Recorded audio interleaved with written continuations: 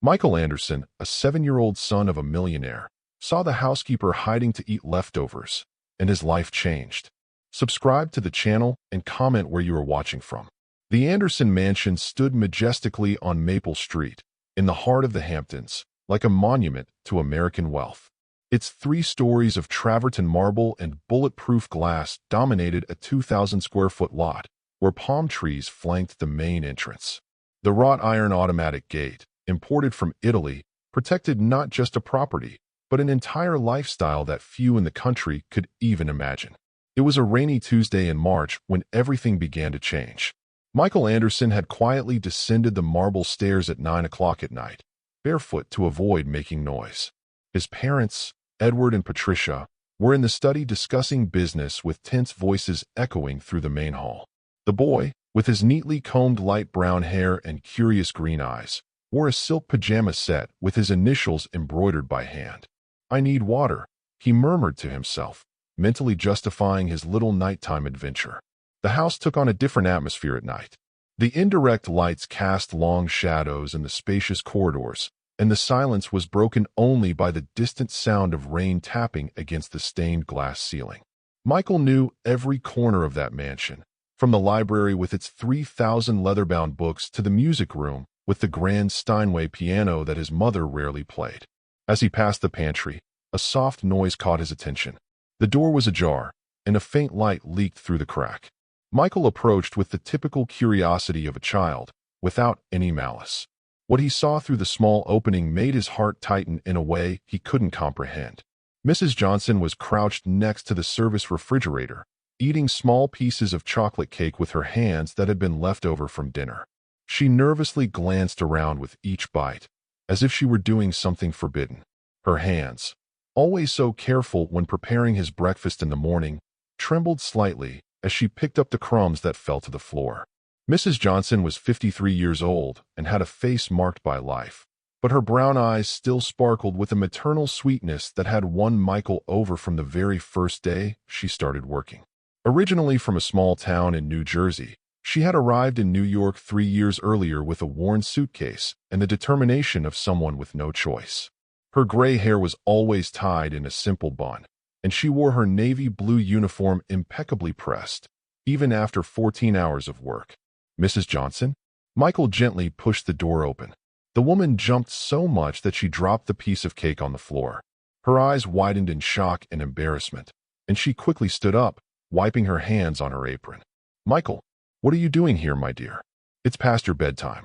Her voice tried to sound normal, but Michael noticed the tremor in her words. "I came to get some water," the boy replied, unable to take his eyes off the scene he had witnessed. "Were you eating cake hidden away?" Mrs. Johnson lowered her gaze, shame coloring her brown cheeks. I was just cleaning, dear. A little piece fell on the floor and—" "But you can eat cake, Mrs. Johnson. Why are you hiding?" The question came with all the innocence of a child who had grown up in a world where food was never lacking. The silence that followed was heavy. Mrs. Johnson knelt beside Michael, placing her calloused hands on his small shoulders. Her eyes, always so sure when comforting him during nightmares, now seemed lost. "Michael, my dear, you wouldn't understand. It's complicated." She paused, struggling to find words a child could comprehend. "Sometimes, people have different rules." "What rules?" Michael frowned, that characteristic stubbornness appearing on his face. It was the same look he made when his parents tried to convince him that he didn't need to know how adult things worked. "Michael, go back to your room. Now." His father's firm voice echoed through the pantry. Edward Anderson appeared at the door, his 45 years marked by the authority of someone who commanded one of the largest construction companies in the country. Tall, broad-shouldered, and with impeccably groomed gray hair, he wore a suit even at home. His blue eyes, usually affectionate with his son, now showed a hardness that Michael rarely saw. "Dad, I just wanted water, and—" Michael began to explain. "Mrs. Johnson, finish cleaning and go rest." "Michael, come with me." Edward was not asking. He was ordering. Mrs. Johnson quickly stood up, lowering her head. "Excuse me, Mr. Anderson." "Good night, Michael." As he followed his father down the hallway back to his room, Michael felt something new growing in his chest, an unease he couldn't name. His room, the size of an entire apartment, with its four-poster bed, imported video game, and shelf full of toys, suddenly felt different. Less welcoming. "Dad?" Michael asked as Edward tucked him in. "Why can't Mrs. Johnson eat cake at the table with us?" Edward paused for a moment, his expression softening slightly. "Michael, there is an order to things. Each person has their place, their role. Mrs. Johnson has her place, and we have ours. But she is good to me. She teaches me things, tells me stories. And she does that very well, which is why we pay her. Now sleep." Edward kissed his son's forehead and turned off the light. But Michael couldn't sleep. He lay in the dark, staring at the ceiling where plastic glow-in-the-dark stars shone, thinking about the expression of shame on Mrs. Johnson's face. For the first time in his privileged life, a simple and disturbing question took over his thoughts. Why would someone he loved? The rain continued to beat against the windows of the mansion, but Michael no longer heard anything except the echo of a question that, unbeknownst to him, would forever change the course of his privileged life. In the days that followed the incident in the kitchen, Michael transformed into a little detective, observing everything with new eyes. The mansion's routine, once invisible to him, now leaped out at him like a movie he was watching for the first time. It was as if someone had removed a blindfold he hadn't even realized he was wearing. "Good morning, Michael." Mrs. Johnson greeted him the next morning with the same warm smile as always, but the boy noticed something different, a shadow of embarrassment that lingered between them. "Good morning, Mrs. Johnson," he replied, studying the woman's face as she made his bed with precise and careful movements. The morning followed its usual ritual. Mrs. Johnson prepared his breakfast, toasted French bread, imported jam, fresh orange juice, and fruit cut into star shapes, just the way he liked it. But when Michael asked if she would have coffee with him, the answer came with a forced smile. "Oh, sweetheart, I had coffee early. You eat, and then we can play, okay?" Michael knew it was a lie. He had gotten up early a few times before and had never seen her having coffee. As he chewed on his bread, he watched Mrs. Johnson dusting the dining room furniture with a damp cloth. Her movements were quick, efficient, almost invisible, as if she were trying not to take up too much space in that environment. "Mrs. Johnson, do you like living here?" The question slipped from Michael's mouth before he even thought about it. The woman paused her cleaning for a moment, the cloth suspended in the air. "Like? Well, Michael, of course I do. Your family is very good to me. But do you miss your home?"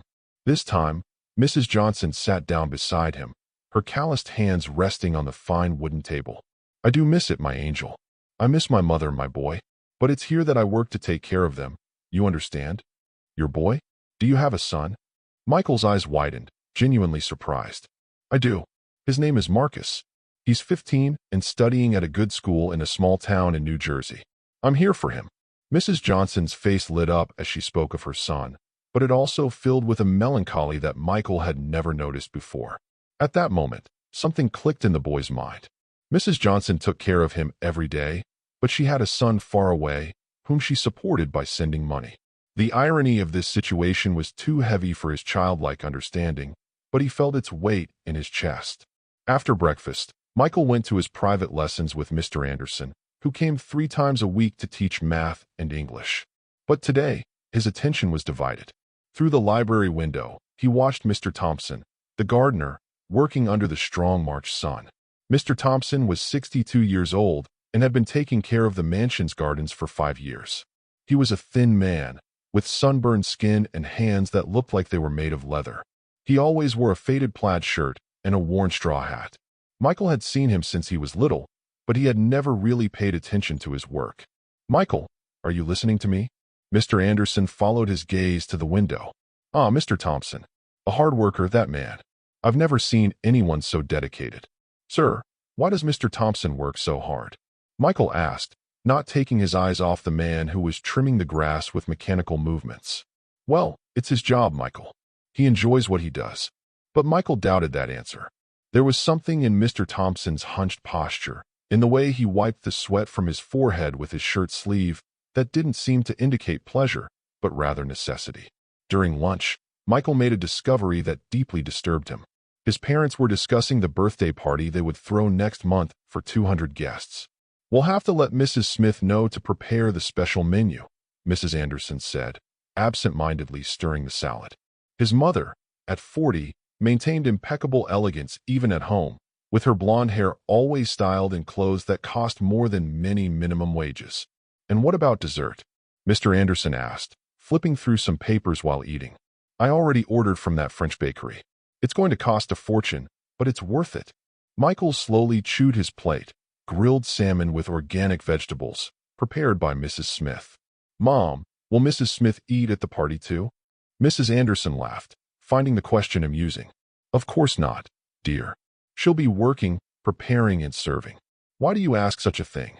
"Just curious," Michael murmured. But inside he felt something akin to anger, a new and uncomfortable emotion.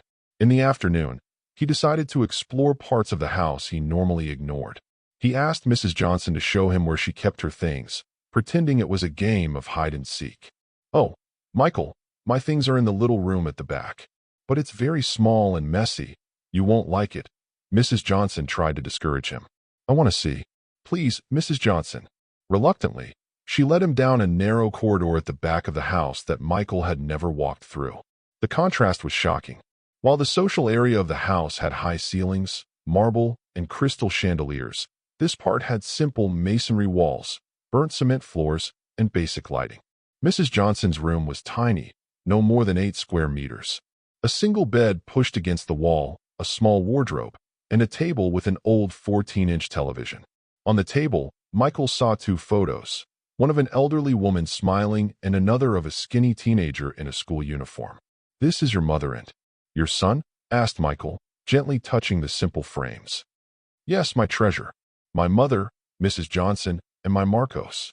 Mrs. Johnson's voice filled with affection and nostalgia. Michael looked around the cramped room and then thought of his own room, which was 10 times larger. Something didn't make sense. "Mrs. Johnson, why can't you sleep in a big bed like mine?" The question caught the woman off guard. She knelt in front of Michael, holding his small hands. "Michael, dear, you know that I work here, right? This little room is perfect for me. And look, I have a TV, I have everything I need." But Michael wasn't convinced. There was a deep sadness in Mrs. Johnson's eyes that she tried to hide behind her smile.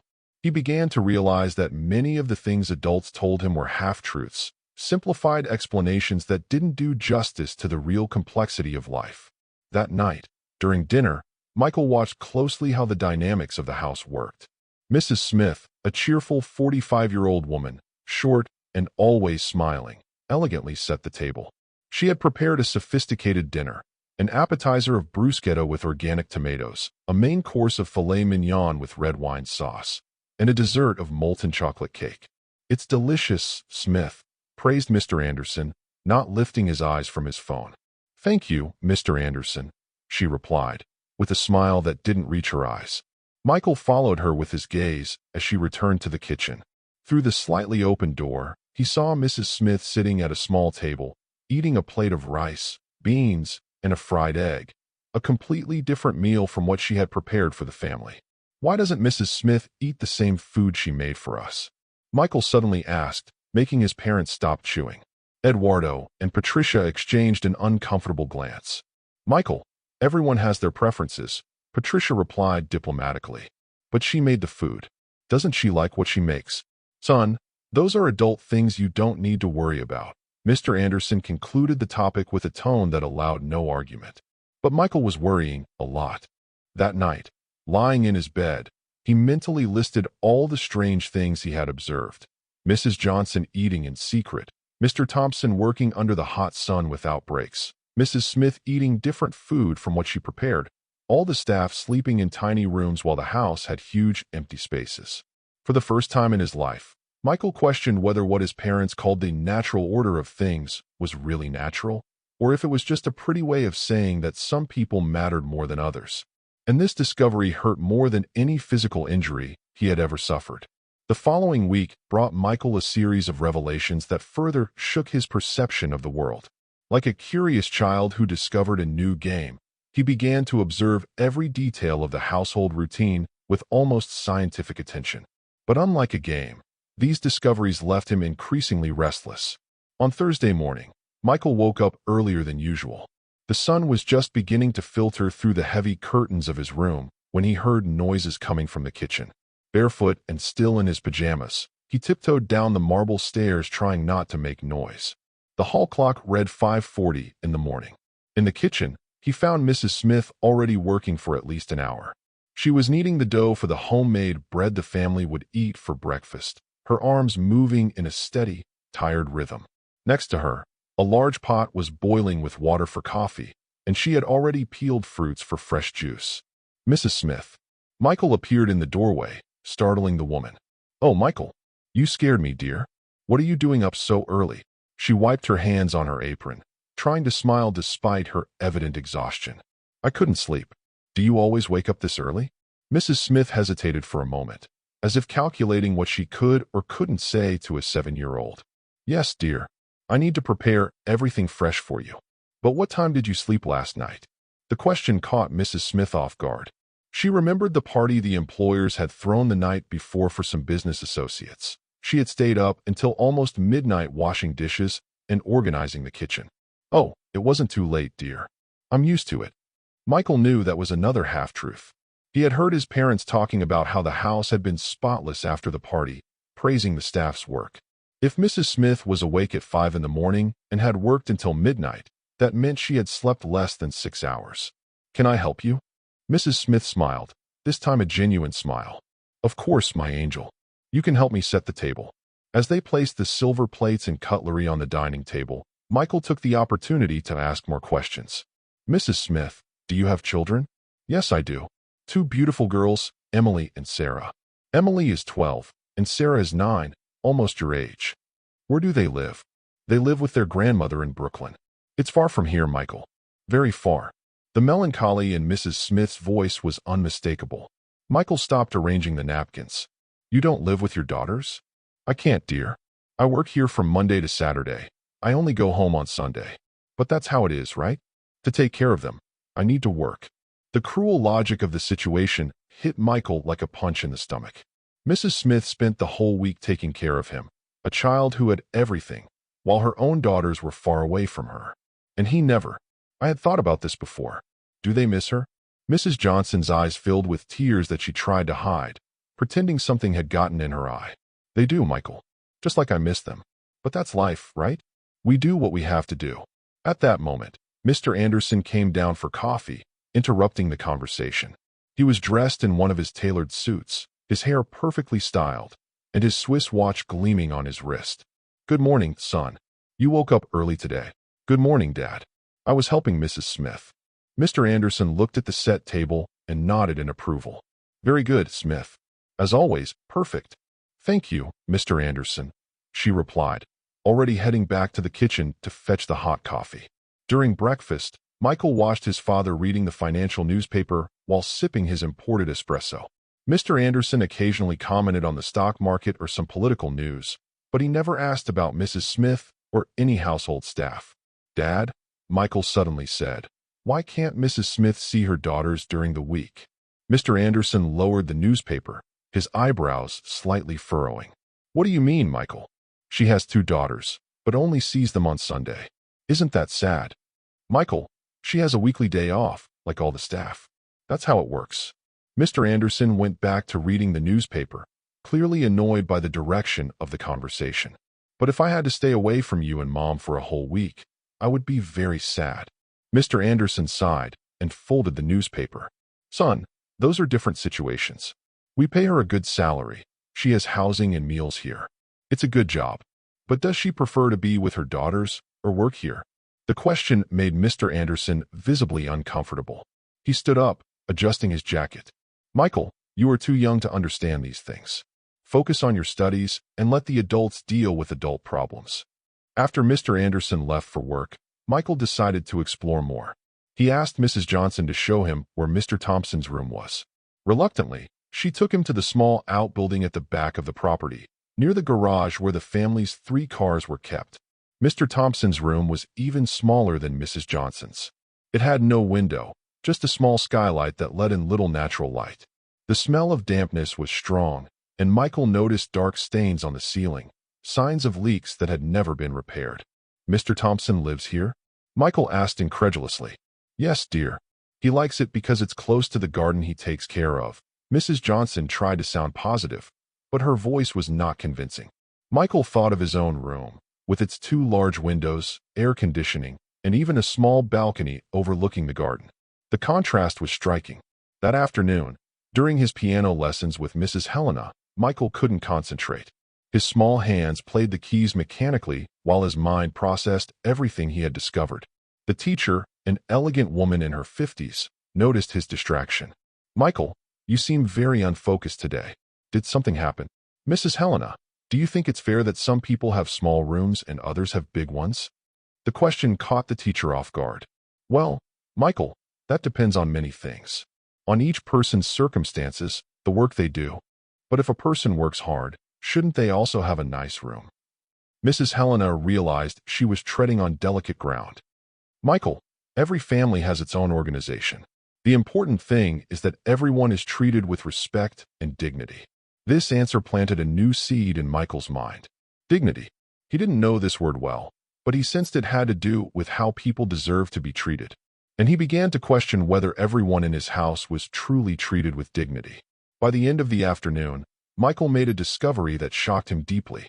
He was playing in the garden when he overheard a conversation between Mrs. Johnson and Mr. Thompson near the back gate. "Johnson, did you hear that Mrs. Anderson complained about the electricity bill for Mr. Thompson's room?" Mr. Thompson spoke in a low voice, looking nervously at the house. "Complained? But you hardly use anything there, Thompson." "That's right. She said it's too high and that I need to save. I guess I'll have to stay in the dark because I can't lose this job." Michael hid behind a tree, processing what he had just heard. His mother had complained about the electricity bill for Mr. Thompson's room, a room without a window, with just a light bulb and a small old television. Meanwhile, the main house had crystal chandeliers in every room, a heated pool with underwater lighting, and air conditioning running 24 hours a day. That night, during dinner, Michael looked at his parents with different eyes. They were animatedly discussing the possible purchase of a vacation home in the Hamptons, something that would cost over $2 million. At the same time, his mother had complained about the electricity bill of a man who worked 14 hours a day taking care of the garden she admired every morning. "Mom," Michael suddenly said, "how much is the electricity bill at our house?" Mrs. Anderson laughed. "Wow, Michael, what a question.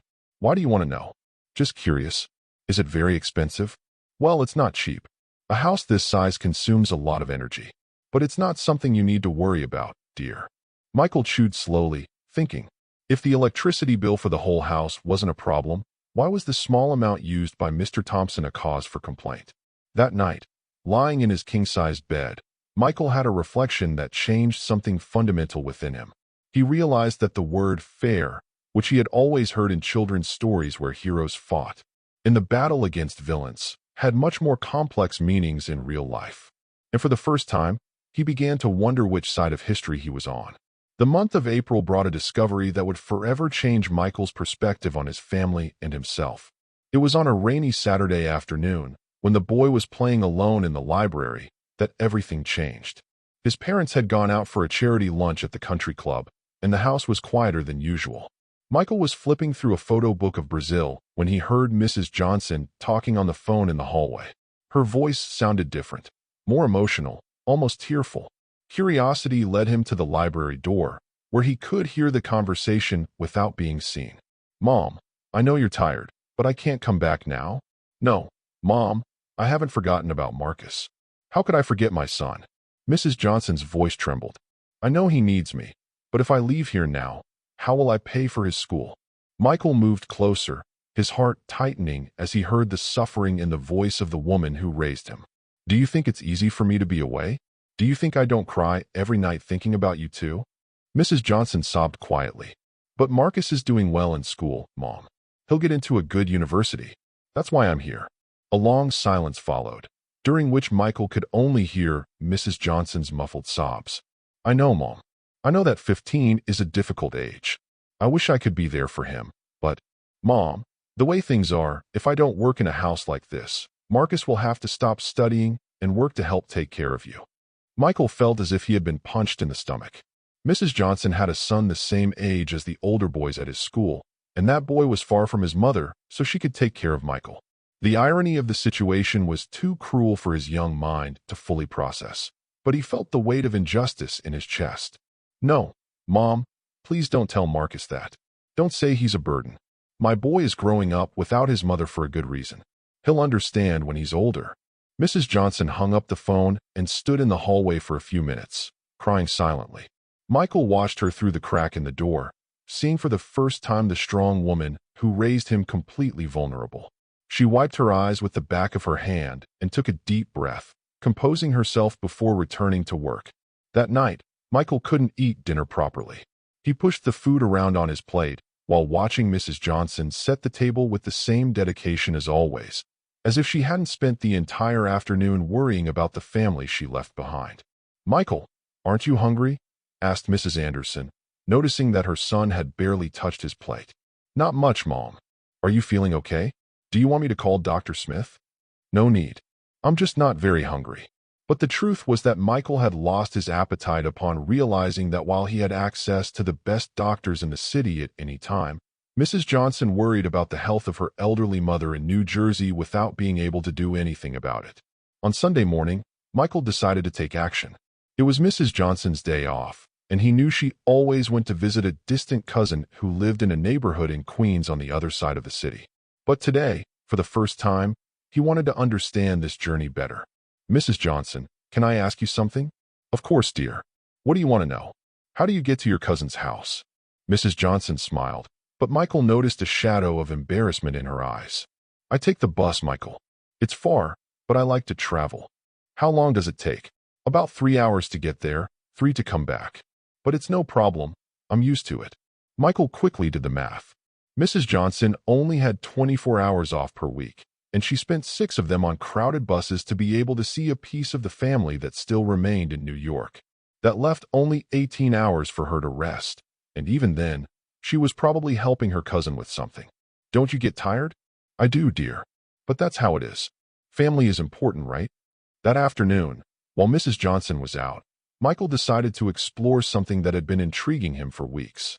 He asked his mother to show him the papers of the house. He had heard his parents talking about bills and expenses, and he wanted to understand better how that adult world worked. "Michael, why do you want to see that boring stuff?" Mrs. Anderson laughed, but there was a certain tension in her voice. "Just curiosity, Mom." Mr. Johnson said it's important to understand numbers. Mrs. Anderson eventually relented and took Michael to Mr. Anderson's study. She opened a folder with various bills and documents, trying to explain in a simplified way how the household expenses worked. Michael saw electricity bills of over $3,000 a month, equally high water bills, and grocery receipts that reached $2,000 a week. But what really caught his attention was a spreadsheet with the salaries of the employees. "Mom, how much do you pay Mrs. Johnson?" Mrs. Anderson hesitated. "Michael, that's adult business." "Please, Mom. I just want to understand." "Well, we pay a fair salary. $1,200, plus housing and food. It's a good salary for the type of work she does." Michael fell silent, processing the information. $1,200. He remembered hearing his parents mention that the dinner they had. The order placed for the party the previous month had cost 5,000 reais, 4 times Mrs. Johnson's monthly salary. The imported sneakers he had received for his birthday had cost 800 reais. His mother's haircut at the upscale salon cost 300 reais per session. "Mom, what if Mrs. Johnson gets sick? Or if her family needs medicine?" "Michael, she has Medicare, the public health system. And we are very generous. If it's something urgent, we always help." But Michael knew that his parents would never use Medicare. When he had pneumonia the previous year, he was admitted to a private hospital, where he stayed in a private room with a companion, television, and all the amenities. The treatment had cost over 20,000 reais, paid for by the family's premium health insurance. That night, Michael made a discovery that deeply disturbed him.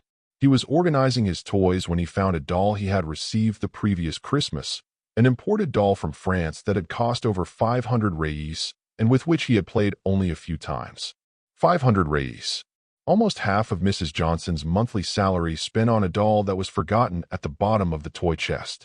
Michael picked up the doll and stared at it for a long time. He thought about Marcus, Mrs. Johnson's son, who at 15 had probably never owned a toy that cost more than 50 reais. He thought about Mrs. Smith's daughters, who only saw their mother one day a week.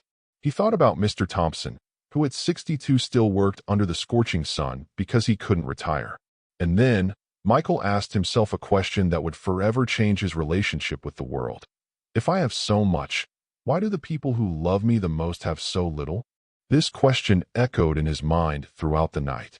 For the first time, Michael began to understand that his wealth and the poverty of the people around him were not separate coincidences. They were connected in a way he did not yet fully understand, but felt was profoundly unfair. That dawn, Michael made a decision that would mark the beginning of his true journey. He was going to do something. He didn't know exactly what or how, but he could no longer pretend he didn't see the suffering around him. The rich boy was about to discover that changing the world began with changing himself. Monday arrived with Michael completely transformed. During breakfast, he observed every move Mrs. Smith made with a different attention. No longer the innocent curiosity of a child, but the genuine concern of someone beginning to understand the weight of injustice. When she served coffee with the same tired smile as always, Michael made a decision. "Mrs. Smith, would you like to sit and have coffee with me?" The woman almost dropped the cup she was holding. "Oh, Michael, what is this?" "I've already had my coffee, dear." "No, you didn't. I saw you only drinking water." Mr. Anderson, who was reading the news on his tablet, looked up with a warning expression. "Michael, Mrs. Smith has her work to do. Don't disturb her." "But Dad, can't she have coffee with me just today?" "Michael." Mr. Anderson's voice carried a tone of warning that the boy knew well. But something had changed inside Michael. For the first time in his life, he decided to openly challenge his father's order. "Why not, Dad? Why can't she sit at the table with me?" The silence that followed was tense. Mrs. Smith stood frozen between the stove and the table, clearly uncomfortable with the situation that had been created. Mr. Anderson closed the tablet and looked directly at his son. "Michael, finish your coffee and we'll talk later." "But I just want Mrs. Smith." "Now, Michael." Mrs. Smith quickly approached. "Michael, my dear, I have a lot to do today. You eat, and then we can talk, okay?" Michael realized he had put Mrs. Smith in a difficult position.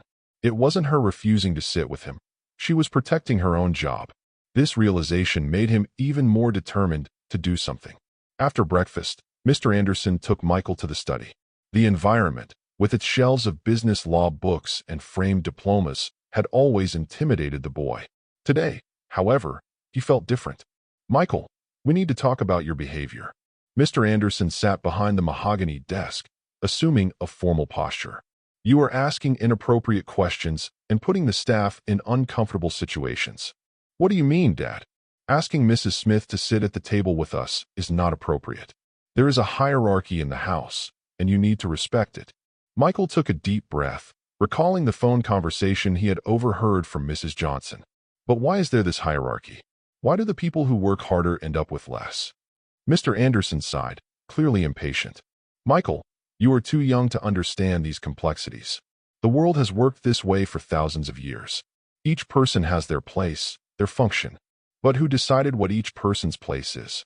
The question caught Mr. Anderson off guard. He was silent for a few seconds, trying to formulate an appropriate response for a child. "Society, son.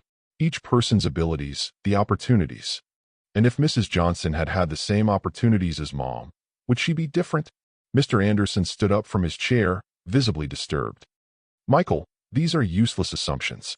Reality is what matters. And the reality is that we offer good jobs to these people. We pay fair wages, and they have stability. Is $1,200 a fair salary, Dad?" The question left Mr. Anderson frozen. "Where did you hear about specific amounts?" "Mom showed me yesterday. $1,200 a month. My sneakers cost $800. Mr. Anderson realized that the situation was getting out of hand. Control. "Michael, you can't compare these things. They are different realities." "Why are they different? Isn't it all about money?" For the first time in his life, Mr. Anderson didn't know how to respond to his son. Michael's relentless logic was exposing contradictions he had learned to ignore for decades.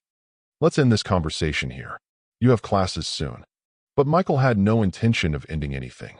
During his English class with Mr. Johnson, he got straight to the point. "Teacher, do you think $1,200 is a lot of money?" Mr. Johnson, a man in his 40s who taught private lessons to support his family, smiled ironically.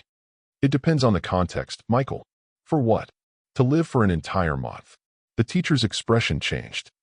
$1,200? For a single person, that's very little. For a family, it's complicated. And what if the person has to send money to family living far away? Mr. Johnson began to realize where Michael was going. Then it becomes very difficult. Michael, why are you asking this? Just curiosity. Teacher, do you earn while teaching? The direct question made the teacher uncomfortable. Michael, that's a personal question. Sorry, I was just thinking, the people who work here at home earn little, right? Mr. Johnson chose his words carefully. Michael, every profession has its value in the market. The important thing is that everyone is treated with dignity and respect. That word again, dignity. Michael was starting to understand that dignity wasn't just about having a roof and food, but about being seen as a complete person with dreams, needs, and rights. In the afternoon, Michael took his first concrete action.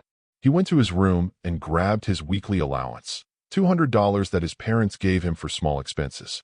He went down to the kitchen where Mrs. Smith was preparing lunch. Mrs. Smith, can I talk to you? Of course, dear. What's up? Michael extended the money to her. I want you to buy something for your daughters. Mrs. Smith's eyes widened, and she took a step back. Michael, I can't accept this. Why not? Because it's not right, Michael. This is your money, but I want to give it. It's not charity. It's a gift. Michael, my dear, you don't understand. If your parents find out that I accepted money from you, they will think I asked for it. I could lose my job. The cruel reality of the situation hit Michael like a bucket of cold water. Even when he wanted to help, the system was set up in a way that could harm exactly those he wanted to benefit. So how can I help? Mrs. Smith knelt beside Michael, her eyes filling with tears. My dear, just the fact that you care helps me a lot. You are a special boy, Michael. Very special. But that's not enough, Mrs. Smith. You deserve more. That afternoon, Michael had a different idea. If he couldn't give money directly, maybe he could find other ways to help. During snack time, he asked his mother to prepare an extra snack. Extra? For what, Michael? For Mr. Thompson. He's working in the sun and must be hungry. Mrs. Anderson frowned. Michael, Mr. Thompson has lunch at the appropriate time. He doesn't need a snack in the middle of the afternoon. How do you know? Have you asked him? Michael, don't be impertinent. The staff has their established routines. Established by whom? Mrs. Anderson began to lose patience. By us, who are the employers. Michael, you're asking too many questions about things that are not your concern. But they are my concern. They take care of me. I live in the same house as them. How is it not my concern? Mrs. Anderson stood up abruptly. I'm going to call your father. While his mother was on the phone with Mr. Anderson, Michael took the opportunity to secretly prepare a snack for Mr. Thompson. He grabbed some sandwiches, fruits, and juice, placed everything on a tray, and went out to the garden. He found Mr. Thompson pruning the rose bushes under the strong afternoon sun. The man looked visibly tired, sweat dripping down his sunburned face. Mr. Thompson. The man turned, surprised to see the boy approaching with a tray. Michael, what are you doing out here in the sun? I brought a snack for you. Mr. Thompson looked nervously at the house, then at the tray. Michael, you are very kind, but I can't accept this. Why does everyone say they can't accept? I just want to help. Michael, my boy, you don't understand. If your parents see me eating outside my hours, they will think I'm taking advantage of you. But you're not taking advantage. I wanted to bring it. Mr. Thompson knelt beside Michael, his calloused hands gently touching the boy's face. Michael, you have a good heart. A very good heart.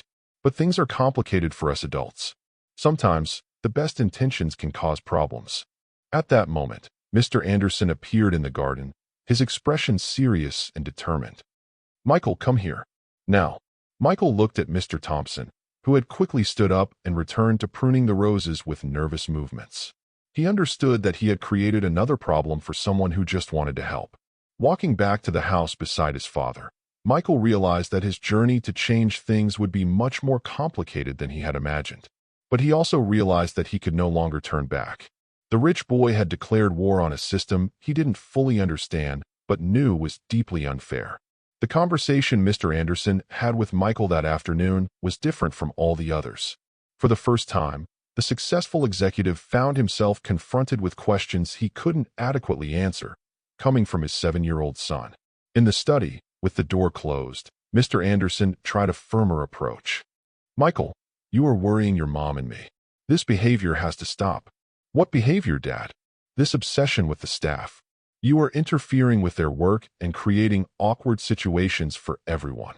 Michael sat in the leather armchair in front of his father's desk, his small legs swinging in the air. I just want to help them, Dad. Why is that wrong? Mr. Anderson took a deep breath, trying to find the right words. It's not wrong to want to help, son, but there is an appropriate way to do it. We already help. We pay salaries, provide housing, food. We do our part. But they don't seem happy, Dad. Michael's simple observation hit Mr. Anderson like an arrow. He had never wondered if the staff were happy, only if they did their jobs well. Michael, happiness is a complex thing. It's not our responsibility to make the staff happy. Our responsibility is to treat them fairly. And do we treat them fairly? Mr. Anderson hesitated. Of course we do. Then why does Mrs. Johnson cry on the phone talking to her son? The question caught Mr. Anderson completely off guard. How do you know that? I heard. She was very sad because she couldn't be close to her son. Is that fair, Dad? Mr. Anderson stood up and began to walk around the study, visibly disturbed. Michael, those are choices that adults make. Mrs. Johnson chose to work here. Did she really choose? Or did she have no other option? The question showed a surprising understanding for a 7-year-old. Mr. Anderson stopped walking and looked at his son with a mix of pride and concern. Michael, you are asking very mature questions for your age. Because I'm feeling sad, Dad. I really like Mrs. Johnson, Mr. Thompson, and Mrs. Smith. But they seem sad here, and I don't understand why. Mr. Anderson sat down again, his expression softening a bit. Son, the adult world is complicated. We can't always have everything we want. But we can, can't we? We have everything we want. The observation left Mr. Anderson speechless for a few seconds. Michael, we work hard to have what we have. Doesn't Mrs. Johnson work hard? Doesn't Mr. Thompson work hard? Mr. Anderson realized he was being cornered by his son's relentless logic. They do, but it's different. Why is it different? At that moment, Mr. Anderson made a decision that would change everything. Instead of continuing to give evasive answers, he decided to share a truth he had never told Michael. Michael, come sit here next to me. Mr. Anderson stood up and sat on the leather sofa, gesturing for his son to come closer. Michael settled next to his father, his curious eyes fixed on Mr. Anderson's face. I'm going to tell you something that you might be too young to fully understand, but I think you deserve to know. Mr. Anderson took a deep breath. Your dad's mom, your grandmother whom you've never met, was a domestic worker. Michael's eyes widened. Grandma Mary? That's right. Grandma Mary worked in the house of a wealthy family, just like Mrs. Johnson works in our house. The boy processed the information slowly. And how did you get rich? Your grandpa, my dad, got a job at a construction company. He was very smart and hardworking, and gradually he moved up in the company. By the time I was born, we were already in a better situation. I was able to study, go to college, and build my own company. So we were poor? Not exactly poor, but simple. Very simple. Michael was silent for a long moment, absorbing this revelation. And what if Mrs. Johnson had the same opportunities you had? Mr. Anderson felt a knot in his stomach. Maybe she could have gone far too. Then why didn't she have those opportunities? Because she was born into a different family, in a different place, at a different time. Is that fair? Mr. Anderson looked at his son, seeing in those green eyes the same determination that had led him to success in business. No, Michael, it's not fair. The admission came from Mr. Anderson like a weight he had carried for years without realizing it. For the first time, he said out loud something he had always known but never faced. Then why don't we change that? How? I don't know. But if it's not fair, we have to do something right. Mr. Anderson hugged his son, feeling a mix of pride and responsibility he had never experienced before. You know I love you very much, right, Michael? I know, Dad. I love you too. And Mom. And Mrs. Johnson, and Mr. Thompson, and Mrs. Smith. And you are right to love them. They are good people. Then let's take better care of them. Mr. Anderson was silent for a long moment. Michael, changes are not easy. Sometimes, when we try to change things, other people don't like it. What other people? Our friends, other business people, people who think things should stay the way they always have been. But if it's wrong, why do they want it to stay that way? Because it's easier not to change. Changing takes work. Michael leaned back a little to look into his father's eyes. Dad, are you afraid of change? The question hit Mr. Anderson like a punch. He realized that yes, he was afraid. Afraid of being judged by his peers, afraid of setting precedents, afraid of stepping out of the comfort zone he had built. Maybe I am, son. But you always told me that I can't be afraid to do what's right. Mr. Anderson smiled, recognizing his own words being used against him. That's true. I always said that. So, at that moment, Mr. Anderson made a decision that would change not only the lives of the household staff, but the entire family dynamic. All right, Michael, let's see what we can do. Really, really. But it has to be our way, understood? You can't just go giving money or food to the staff without talking to me first. Why? Because if we do it wrong, we could hurt them. Instead of helping. Remember what happened today? Mr. Thompson got upset. Michael nodded, understanding the logic. So how are we going to do this? First, we will talk to your mom. Then, we will think of ways to improve the lives of the people who work here without causing problems for them. And what if mom doesn't want to? Mr. Anderson smiled. Leave your mom to me. She has a good heart too. She just needs to be reminded of that sometimes. That night, Michael slept more peacefully than he had in weeks. For the first time, he felt he wasn't alone in his fight against the injustice he had discovered. He had an ally, and not just any ally, but the most powerful man he knew, his father. What Michael didn't know was that this conversation had planted a seed in Mr. Anderson's mind that would grow far beyond what either of them could imagine. The transformation of the Anderson family was just beginning. The conversation between Mr. Anderson and Mrs. Anderson that night was tense, unlike any they had had in 15 years of marriage. In the master bedroom of the mansion, with its walls lined with imported silk and a view of the illuminated garden, they whispered to avoid waking Michael. Mr. Anderson, have you lost your mind? Giving in to the fantasies of a 7-year-old child. Mrs. Anderson paced nervously around the room, her high heels clicking on the marble floor. Even at home, she maintained her impeccable appearance, silk robe, styled hair, light makeup. Mrs. Anderson, listen to what he is saying. The boy is right. Right about what? Disrupting the order of the house. Making the staff think they can ask for raises at any moment. Mr. Anderson sat in the armchair near the window, trying to keep calm. He's not asking to disrupt anything. He's asking for us to be fairer. Fairer. Mrs. Anderson stopped in front of the vanity mirror, staring at her husband's reflection. Mr. Anderson, we pay salaries that are within the market average, provide housing and meals. What more do you want? Maybe we can pay a little more. Improve the accommodations. Offer more benefits. Mrs. Anderson turned, her blue eyes shining with a hardness that Mr. Anderson rarely saw. And then they will want more and more and more. That's how these people operate, Mr. Anderson. You give them a hand, they take the arm. These people? Mrs. Anderson, you are talking about Mrs. Johnson, who raises our son. About Mr. Thompson, who keeps our house beautiful. About Mrs. Smith, who cooks for us every day. I'm talking about employees, Mr. Anderson. And you're confusing things because of Michael's neuroses. Mr. Anderson stood up, his patience wearing thin. They're not neuroses. It's social awareness. Something we may have lost. Social awareness? Mrs. Anderson laughed, but it was a humorless laugh. Mr. Anderson, you're talking like those leftists from the Workers' Party. We got where we are by working hard, not by distributing money. We got where we are because we had opportunities, Mrs. Anderson.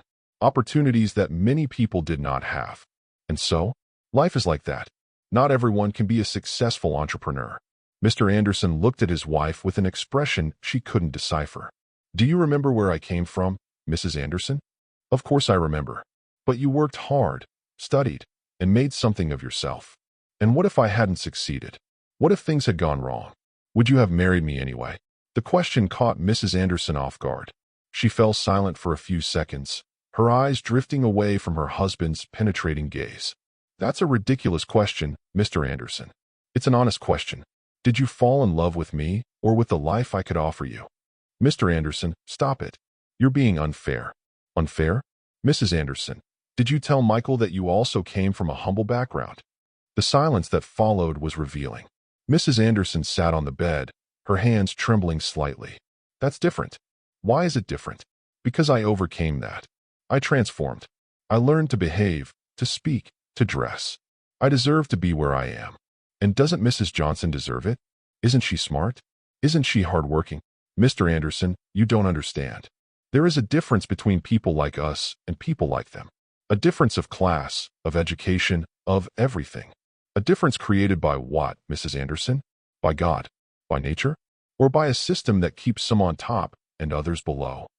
Mrs. Anderson stood up abruptly, her eyes filling with tears. Mr. Anderson, you want to destroy everything we have built. Our life, our social standing, our friends. All because of the whims of a child. I'm not trying to destroy anything. I'm trying to do the right thing. The right thing according to whom? According to Michael? According to those self-help books you've been reading? Mr. Anderson took a deep breath, realizing the conversation was spiraling out of control. Mrs. Anderson, let's sit down and talk calmly. There is nothing to talk about, Mr. Anderson. If you want to play the savior, do it with your money, in your business. But don't mess with my home. Our home, Mrs. Anderson. My home. Her voice rose higher than she intended. I take care of everything here. I manage the staff. I keep things running. And I won't let you destroy that because of an ideological outburst. At that moment, the bedroom door slowly opened. Michael appeared in the doorway, in his pajamas, with sleep and worry in his eyes. Why are you fighting?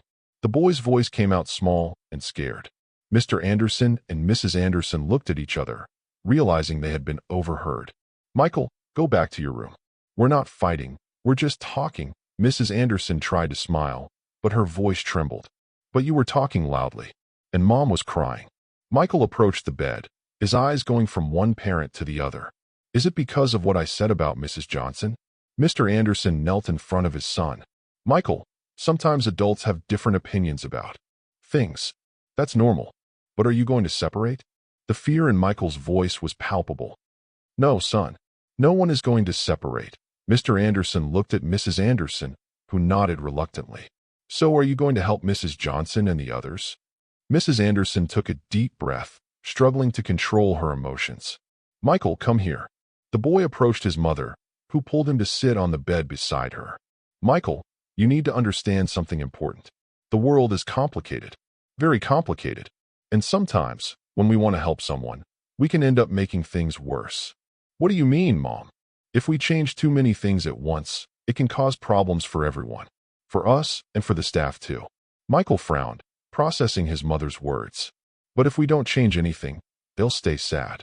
They're not sad, Michael. They're working. Mrs. Johnson cried on the phone, Mom. People who work can also be sad. Mrs. Anderson felt a pang in her chest. For the first time, she really looked at her son, not as a child asking inconvenient questions, but as a genuinely concerned human being about the suffering of others. Michael, she said softly, you really care about them, don't you? Very much, Mom. They take care of me. Mrs. Johnson teaches me things, tells stories. Mr. Thompson always shows me new flowers in the garden.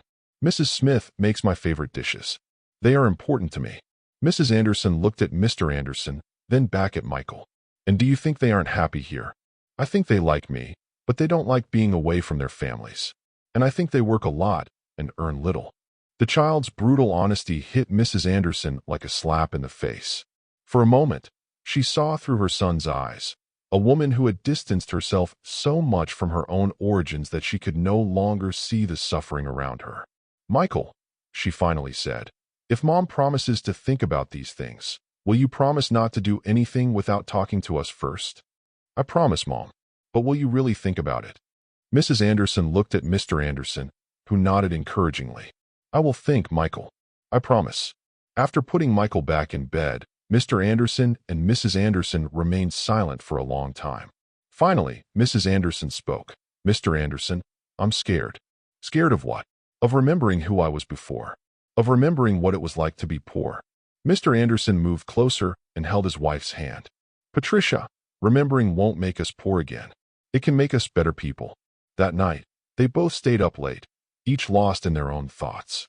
What neither of them knew was that the conversation had been overheard not only by Michael, but also by Mrs. Johnson, who was passing through the hallway on her way to the staff bathroom. And for the first time in 3 years of working in that house, Mrs. Johnson had a glimmer of hope that things might actually change. The next morning, the tension in the house was palpable. Mrs. Johnson prepared Michael's breakfast with more careful movements than usual, as if she were walking on eggshells. There was something different in her eyes, a mix of hope and apprehension that Michael immediately noticed. "Mrs. Johnson, are you okay?" "I'm fine, dear. Why do you ask? You seem different today."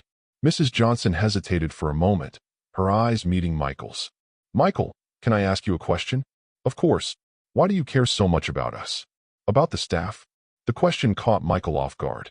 He chewed his bread slowly, thinking of the answer. "Because you are important to me. And because it's not fair." "What's not fair?" "You work so hard and have so little. Being away from your families. Living in small rooms while the house has a bunch of empty spaces." Mrs. Johnson sat down next to Michael, something she rarely did. "Michael, do you know that I study to be a teacher?" Michael's eyes widened. "Really? You're a teacher?"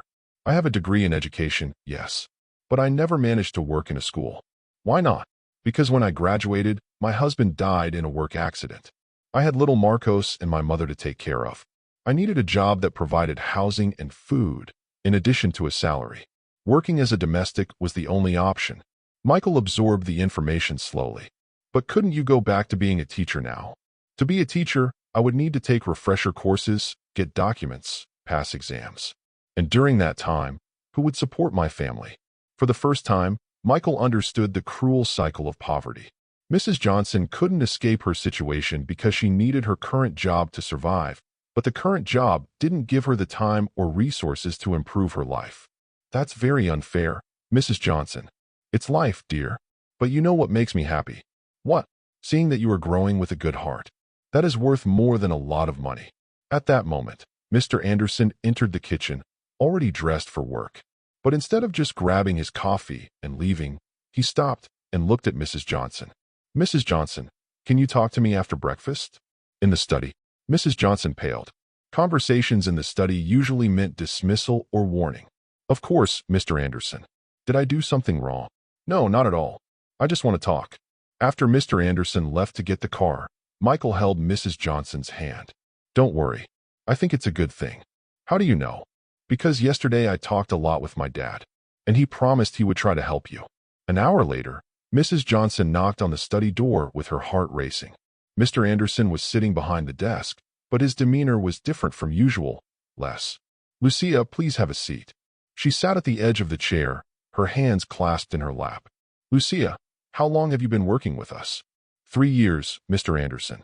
"And you have a college degree, don't you?" The question caught Mrs. Johnson completely off guard. "How did he know that?" "Yes, sir. Education.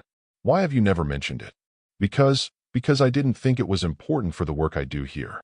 Mr. Anderson leaned back in his chair. "Lucia, Michael told me that you miss your son." Mrs. Johnson's eyes filled with tears. "Mr. Anderson, if Michael said anything that bothered you, I can explain." "No, Lucia, you don't need to explain anything. I need to explain a few things."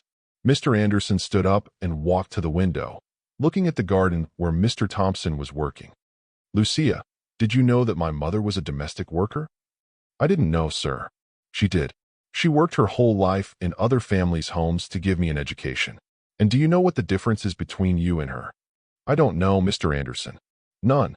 You both are intelligent, hard-working women who sacrificed everything for your children. The only difference is that I was lucky." Mrs. Johnson didn't know what to say. She had never heard an employer speak that way.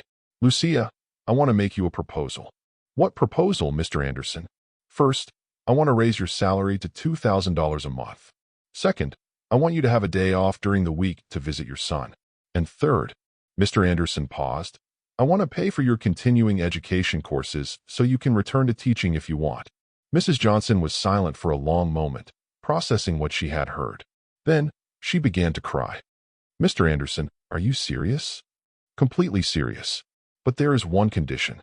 Mrs. Johnson's heart raced. "What condition?" "I want you to help Michael with his studies. Not just taking care of him, but teaching, using your education.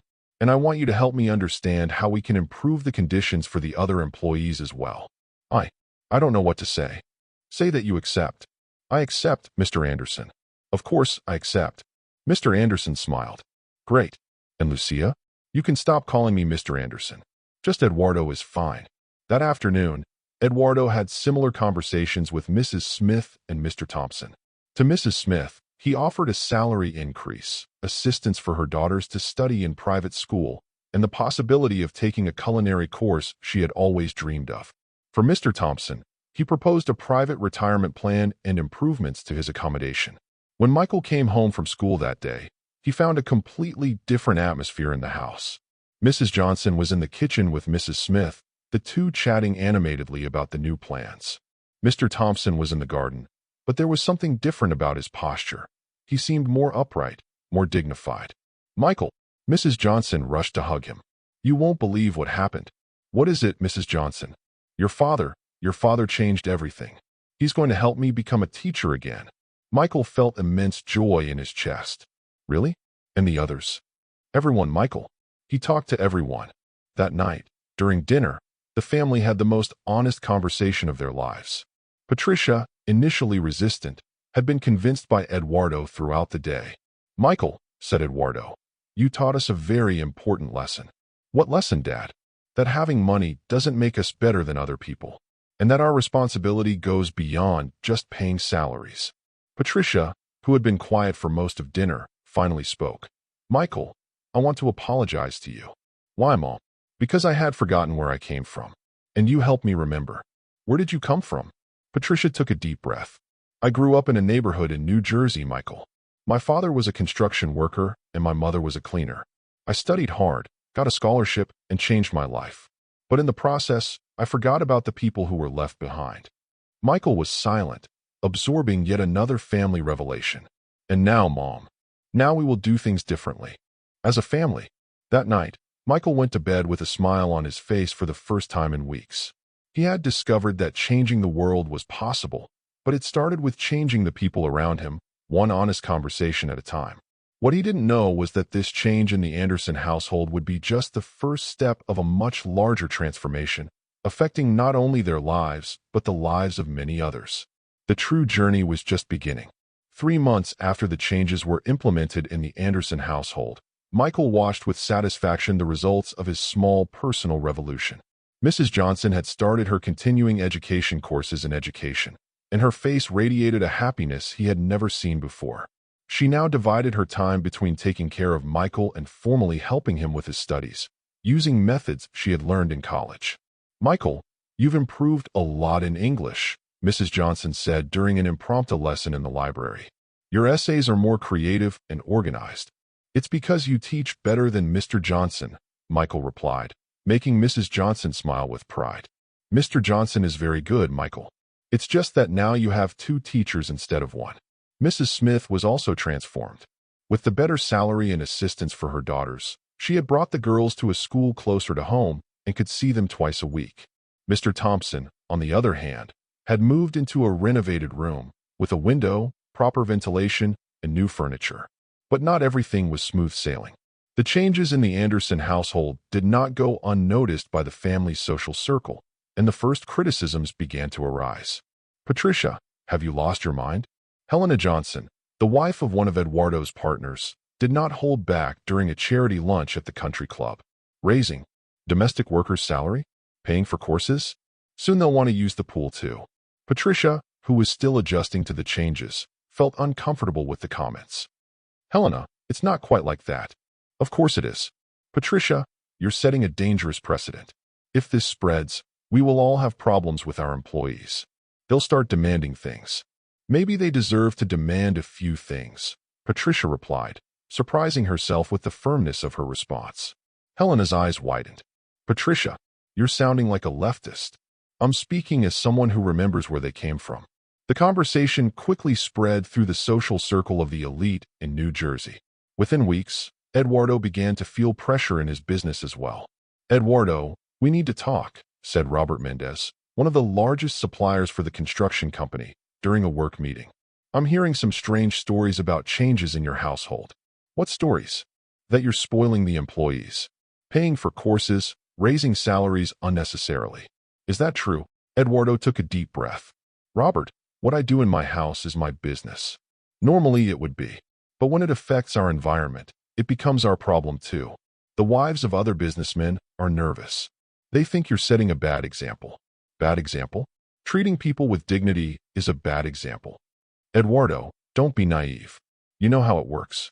If one does it, others will have to do it too to avoid being looked down upon. And that costs money. Money that you all have plenty of. Robert leaned forward, lowering his voice. Eduardo, be careful. You're messing with things that can affect your business. Some clients are already commenting that you might be turning leftist. So what? And that leftists don't win government contracts from right-wing administrations. And they don't do business with right-wing businessmen. Think carefully about what you're doing. That night, Eduardo came home visibly worried. During dinner, Michael noticed the tension on his father's face. Dad, did something happen? Eduardo looked at his son, then at Patricia. Michael, remember when I said that changing things sometimes brings problems? I remember. Well, some problems are starting to appear. What problems? Our friends don't like the changes we've made here at home. Michael frowned. Why do they care about what happens in our house? Because they're afraid that other employees will see how we treat ours and start demanding the same. But wouldn't that be good? More people being treated right. Eduardo smiled sadly. It would be good for us. For them, it would be expensive. Patricia, who had been quiet, finally spoke up. Eduardo, maybe we should. Should what? Eduardo interrupted her. Maybe we should take it slower. Not make such drastic changes all at once. Patricia, Eduardo, I understand what you want to do. But if this is going to affect our business, our future. Michael looked at his mother with a look of disappointment that hit her like a knife. Mom, are you going to give up on Mrs. Johnson? It's not giving up, Michael. It's being more prudent. Prudent? Mom, did you see how happy Mrs. Johnson is now? How Mr. Thompson is working better? How Mrs. Smith is genuinely smiling? I did, Michael. But there are no buts, Mom. If we stop now, they'll be sad again. And it will be our fault. The simplicity of Michael's logic cut through the air like a blade. Eduardo looked at Patricia, then at his son. Michael is right, Patricia. We can't go back. Eduardo, what if you lose clients? What if the company does poorly? Then we'll find other clients. Clients who think like us. And what if we don't find any? Eduardo was silent for a long moment. Then he looked at Michael and said, Son, you want to know something? I'd rather be poor and sleep with a clear conscience than be rich and know that my wealth comes from the suffering of others. But Dad, we don't have to be poor. We just need to share better.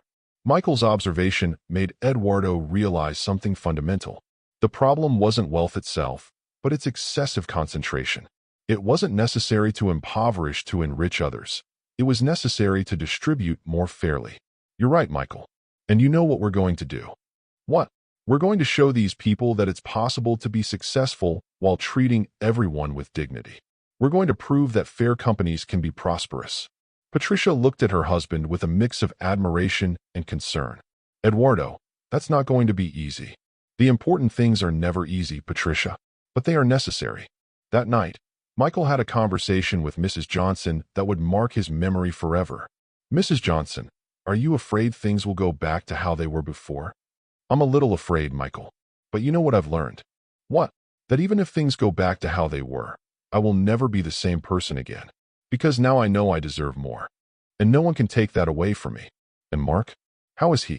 He's so happy, Michael. He can continue at the good school, and now I can visit him more often. He even said he wants to meet you one day. Really? I want to meet him too. Maybe during the next school break. Would you like to visit New Jersey? Michael smiled. I would love to, Mrs. Johnson. Very much. That early morning, Michael woke up to strange noises in the garden. He looked out the window and saw a dark van parked in front of the house. Some men were tampering with the electronic gate. Scared, he woke his parents. Eduardo went downstairs to check what was happening and found a graffiti on the wall of the house. Communist son of a bitch. Eduardo, is this a threat? Patricia was visibly shaken. I don't know, but we're not going to be intimidated. Michael, who had come down with them, looked at the graffiti without fully understanding what was written, but sensing that it was something bad. Dad, is it because of what we did? It might be, son. So people get angry when we treat others well. Michael looked at his son, seeing in those green eyes the same determination that had led him to change his ways. Some people do, Michael, but that just shows we're on the right path. Why? Because when you challenge those who are wrong, it means you're doing something right. At that moment, Michael understood that his journey of discovery was far from over. Changing the world was more complicated and dangerous than he had imagined, but it was also more important than he had ever dreamed. And he was ready for the next phase of the battle. 6 months after the graffiti on the wall, the Anderson home had become something very different from what it was before. Michael, now 8 years old, observed the changes with the satisfaction of someone who knew he had been the catalyst for a profound and irreversible transformation. Saturday morning began like so many others in recent months, with Mrs. Johnson preparing breakfast, but now with a fundamental difference. She was no longer alone in the kitchen. Mark, her 16-year-old son, was by her side, helping to cut fruits and chatting animatedly about his studies. "Aunt Lucia, can Mark come play with me after breakfast?" Michael asked, using the affectionate term that had now become natural for him. "Of course, sweetheart. But remember, he has math tutoring with that private tutor your dad hired today." Michael smiled. Mr. Anderson had not only paid for Mrs. Johnson to return to being a teacher, but had also arranged tutoring for Mark, who now dreamed of studying medicine. The boy who once attended an overcrowded public school now had access to quality education and real prospects of entering a state university. "Michael," Mrs. Smith arrived from the service area with her 2 daughters, Emily and Sarah.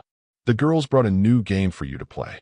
Mrs. Smith's daughters now lived in a small but decent house that Mr. Anderson had helped finance, close enough for them to visit their mother regularly. Mrs. Smith worked only 5 days a week and had started the culinary course she had always dreamed of taking. Uncle Eduardo.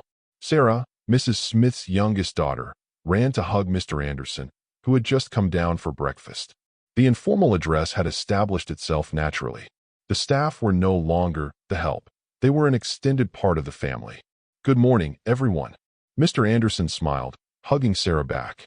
"Has Mr. Thompson arrived yet?" "Yes, Uncle Eduardo," Mark replied. "He's in the garden with the new gardener." Mr. Thompson, at 63 years old, had become the gardening supervisor. Mr. Anderson had hired a younger assistant for the heavy work, allowing Mr. Thompson to use all his experience without overburdening his tired body. Additionally, he had opened a private retirement account that would ensure the man's dignity in old age. During breakfast, which now took place on the porch overlooking the garden and included all the residents of the house, Mr. Anderson made an announcement that left everyone in suspense. "Everyone, I have some important news to share." Michael stopped chewing and looked attentively at his father. "First piece of news. Lucia, you passed the exam to become a public school teacher." Mrs. Johnson dropped her coffee cup, which shattered on the floor without anyone caring. Her hands trembled, and her eyes filled with tears. "Mr. Anderson, I mean, Eduardo, are you serious?" "Completely serious. You will start at the neighborhood school next week. And do you know what your salary will be as a certified teacher?" "I have no idea. $3,500 to start, with all the benefits of public service." Mrs. Johnson began to cry, covering her face with her hands. Mark stood up and hugged her, his own eyes misty with emotion. "Mom, you did it. You're a teacher again." Michael got up from his chair and ran to hug Mrs. Johnson as well. "Aunt Lucia, now you can teach many children, not just me." "But Michael," Mrs. Johnson managed to say through her tears, "I won't be able to take care of you anymore."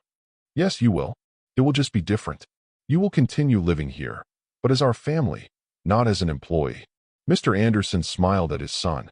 "Exactly, Michael. And now for the second piece of news." Everyone looked expectantly at Mr. Anderson. "Sita, remember that restaurant you said you would like to have one day?" Mrs. Smith's eyes widened. "I remember. Well, I bought a commercial space in a trendy neighborhood in Brooklyn. Small, but well located. If you want, you can open your own restaurant. I'll come in as an investor." Mrs. Smith was silent for a few seconds, then burst into tears and laughter at the same time. "Eduardo, this is crazy. I don't know how to run a restaurant. But you can cook like no one else. And you can learn management. I've already enrolled you in a business management course." Michael watched everything with a huge smile on his face. His 2 aunts, fulfilling dreams they had held for years. "And what about Mr. Thompson?" Michael asked. "What's his news?"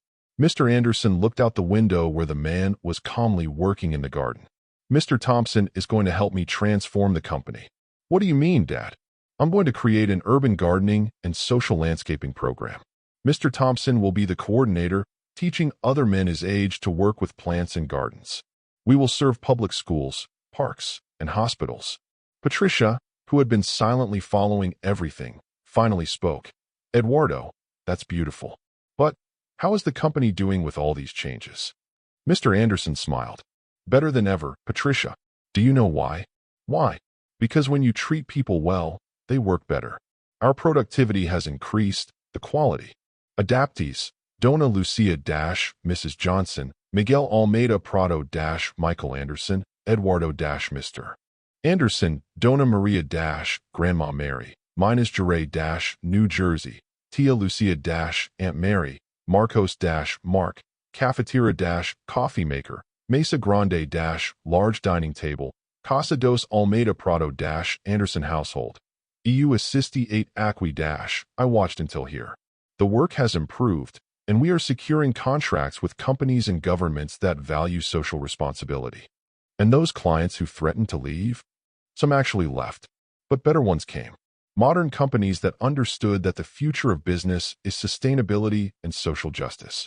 Michael stood up and went to the window, watching Mr. Thompson explain something to the younger helper. The garden had never looked so beautiful, and now it had a different energy. It was no longer the result of the solitary work of an exploited man, but the fruit of collaboration and mutual respect. Dad, Michael said, do you remember when I asked why Aunt Mary used to eat in secret? I remember perfectly. Now I understand that it wasn't just about food, right? Mr. Anderson approached his son. What was it about then? It was about being seen as a person, about being able to dream, about having dignity.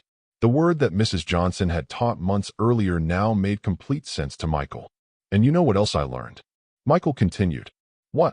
That when we have a lot and others have little, it's not anyone's specific fault. But when we discover this and do nothing to change it, then it becomes our fault. Mr. Anderson hugged his son, feeling a mix of pride and responsibility. The boy had learned lessons in 8 years of life that many adults took decades to understand. Michael, you changed our family forever. We changed, Dad. Together. That afternoon, the house received a special visitor. Grandma Mary, Aunt Mary's mother, had traveled from New Jersey to meet the family that had taken care of her daughter. She was a 70-year-old woman, small but with a strong presence, who embraced Michael as if he were a grandson. So you are the Michael that my Mary talks so much about. That's me, Grandma Mary. You look just like Aunt Mary. How so? You have smiling eyes. The simplicity of Michael's observation made everyone laugh, but it also touched Grandma Mary deeply. During dinner, which took place at the large dining table with everyone present, original family and extended family, Grandma Mary shared stories from Aunt Mary's childhood. Mark talked about his plans for medicine. Mrs. Smith's daughters showed drawings they had made at their new school, and Mr. Thompson explained his ideas for the social landscaping project. It was a scene that would have been unthinkable 10 months earlier, but now felt natural and necessary. Do you know what is the most beautiful thing about all this? Grandma Mary said at the end of the night. What, Grandma Mary? Michael asked, having already adopted the affectionate term. It's that you discovered that family is not just who is born together. It's who chooses to stay together and take care of each other. That night, when everyone had already gone to bed, Michael went up to his parents' room for a talk before sleeping. Dad, Mom, I want to say something important. What is it, son? Patricia pulled Michael to sit on the bed between her and Mr. Anderson. I know that everything started because I was sad about Aunt Mary eating in secret. But now I understand that this was just the beginning. Beginning of what? Mr. Anderson asked. Of learning that the world can be different. That we can choose how we want to live and how we want to treat people. Patricia kissed her son's forehead. And what choice do you want to make, Michael? I always want to remember that all people deserve dignity, opportunities, and kindness. And when I grow up, I want to have a company like Dad's that helps people instead of just making money. Mr. Anderson smiled. Michael, you already have a company. How so? The company to change the world. And it's already working very well. That night, Michael went to sleep with a smile on his face, knowing he had discovered something fundamental. Changing the world was not an impossible task for important adults. It started with a child asking the right question at the right moment. And it continued with people brave enough to listen to the answer and act accordingly. The next morning, Michael woke up early and went down to the kitchen. He found Aunt Mary preparing coffee, but now she was humming softly, something she had never done before. "Good morning, Aunt Mary." "Good morning, my love. Did you sleep well?" "I did." "Aunt Mary, can I ask you something?" "You can always ask." "Are you happy now?" Aunt Mary stopped stirring the coffee and looked at Michael with shining eyes. "You know what, Michael? I have always been grateful to work here because it allowed me to take care of my family. But now I am truly happy. Why? Because now I am not just Mary who works in the Anderson household. I am Mary who has dreams, who is realizing those dreams, and who is part of a family that sees me as a whole person." Michael hugged Aunt Mary, feeling that his journey had reached a perfect ending. But in reality, he was mistaken. It was not an ending. It was a new beginning. Please like, subscribe to the channel, activate the notification bell, and if you watched until here, comment, "I watched until here," and leave your opinion about this story. And don't forget to watch the next video that appears on the final screen. It's very exciting.